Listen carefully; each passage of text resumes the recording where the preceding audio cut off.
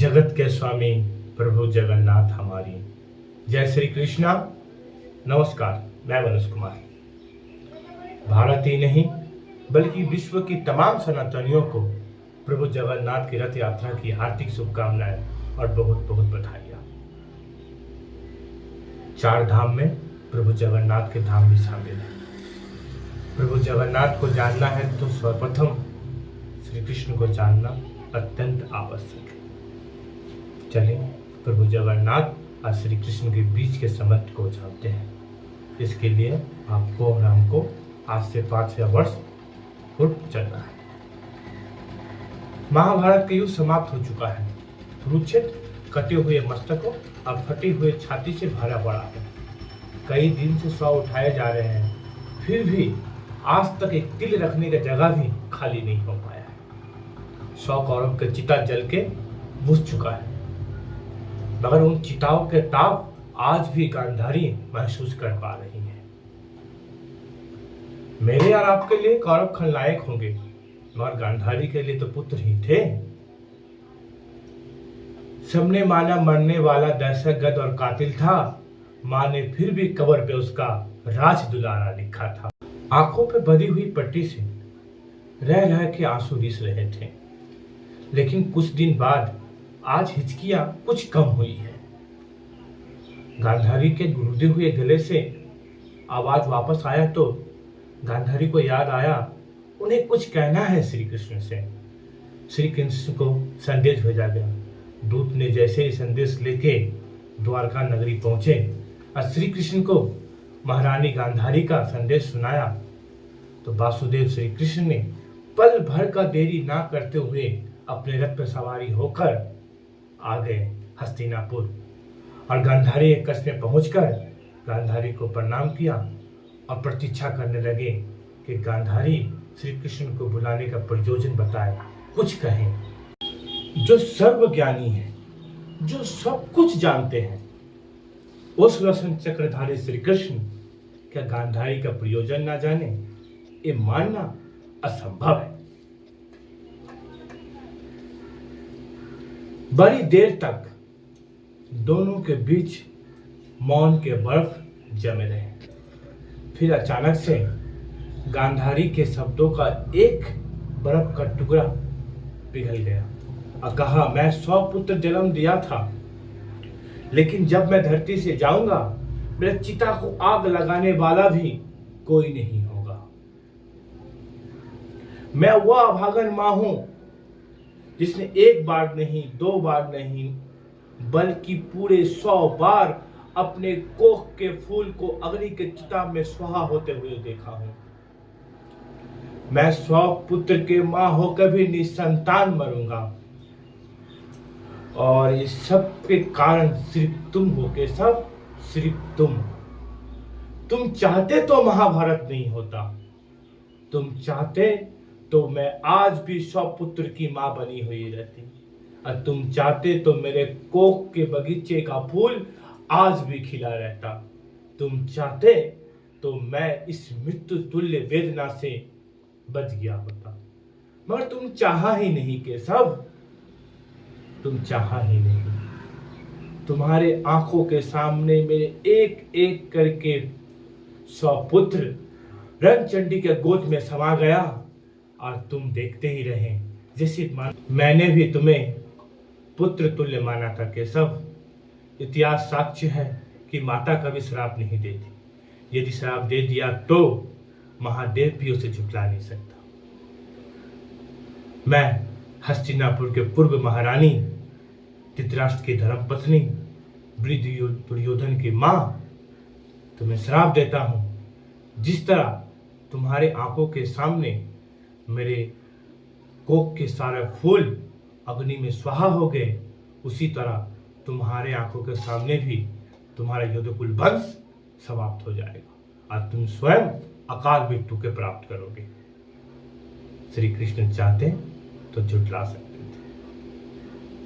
श्री कृष्ण ने हाथ जोड़ कर कहा, माता यदि आप ऐसा चाहते हैं तो ऐसा ही होगा। वह श्री कृष्ण जिसने अपने बाल अवस्था में ही पुतना को मृत्यु दंड दिया था, अकालिया नाग का वर्धन किया था, वो श्री कृष्ण चाहते तो गांधारी को श्राप को झुठला ही सकते।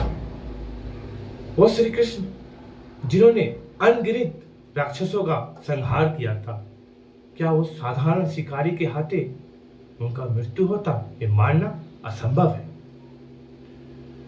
महाभारत के 36 वर्ष के बाद यदुकुल वंश समाप्त हो गया और द्वारका नगरी सदा के लिए यमुना के गोद में समा गया।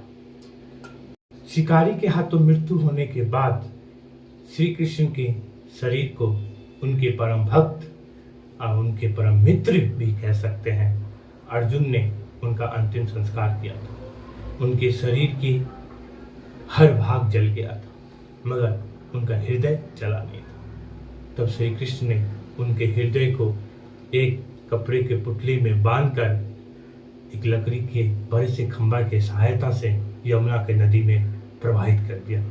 यमुना जी के प्रभाव से लकड़ी ने तैरते तैरते पहुंच के जगन्नाथपुरी। राजन, यमुना के तट पर एक विशाल बड़ा लकड़ी का खंभा तैर रहा है, उसे उठा ले आए और उससे मेरा मूर्ति बना। राजन ने प्रातःकाल अपने सैनिक को भेज दिए और जाकर सचमुच देखा यमुना के तट के किनारे एक विशाल बड़ा लकड़ी का खंभा तैर रहा है। उसे लाया गया महल में। आसपास ही नहीं बल्कि दूर दूर के जितने ही मूर्तिकार थे सबको बुलाया गया, सबको कार्य सौंपा गया, किसी लकड़ी से मूर्ति बनाया जाए। जितना ही मूर्तिकार थे सब निराश हो गए, बना नहीं पाए।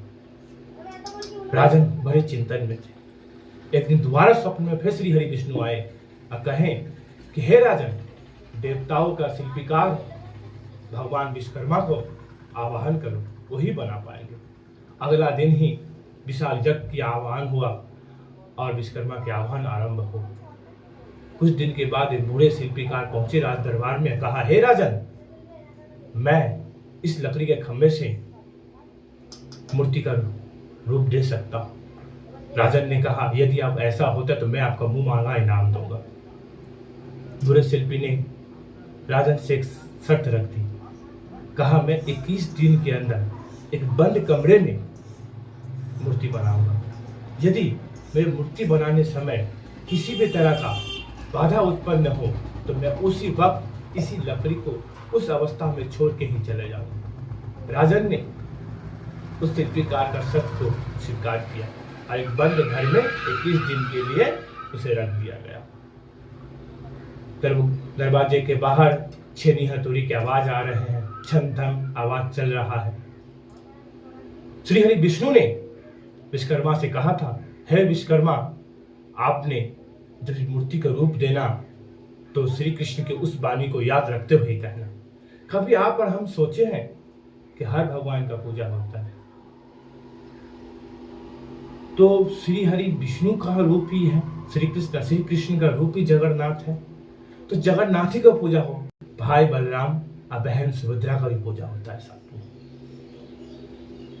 कौन सा वाणी को याद रखते हुए श्री कृष्ण की इस मूर्ति को जगन्नाथ के रूप में ढांचा में तैयार करने का कहा था श्री हरि विष्णु ने, वो बात जानते हैं। एक दिन ऐसे तो प्रेम सागर के अनुसार प्रभु श्री कृष्ण की 16,108 रानियां हैं। उनके साथ प्रिय पत्नी रुक्मणी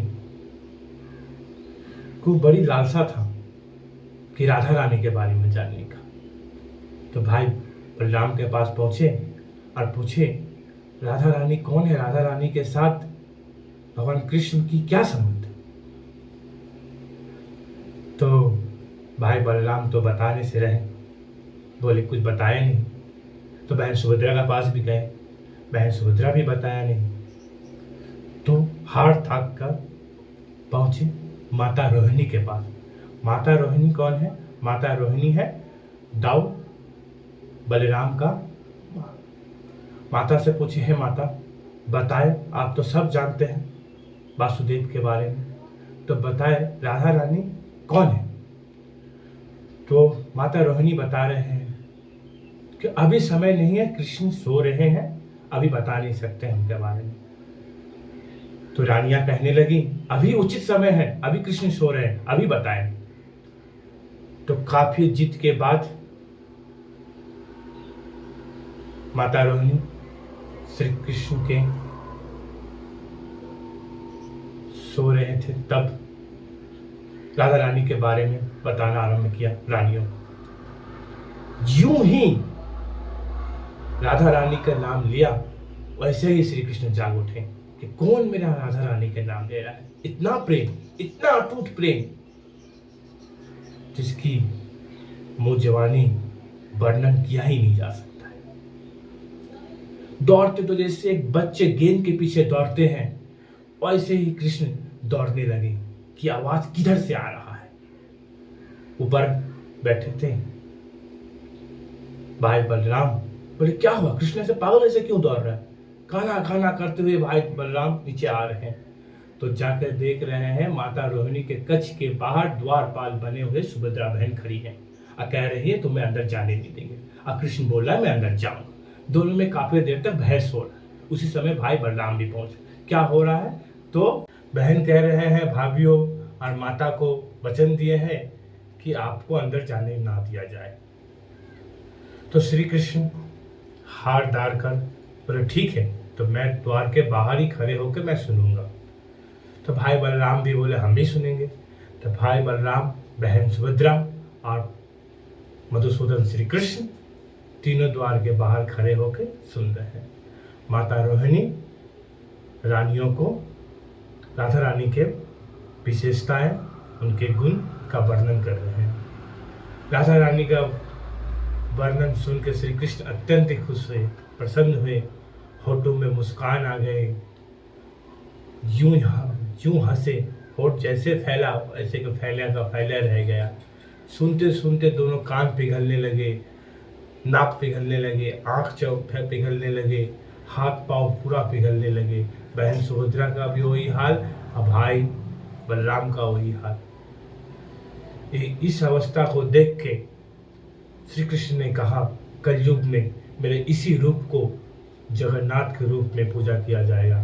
तभी से भाई बलराम, बहन सुभद्रा और भगवान श्री कृष्ण की पूजा एक साथ किया जाता है रथ यात्रा में। नमस्कार, आपका आभारी हूँ, आपने बड़े धैर्य से सुना।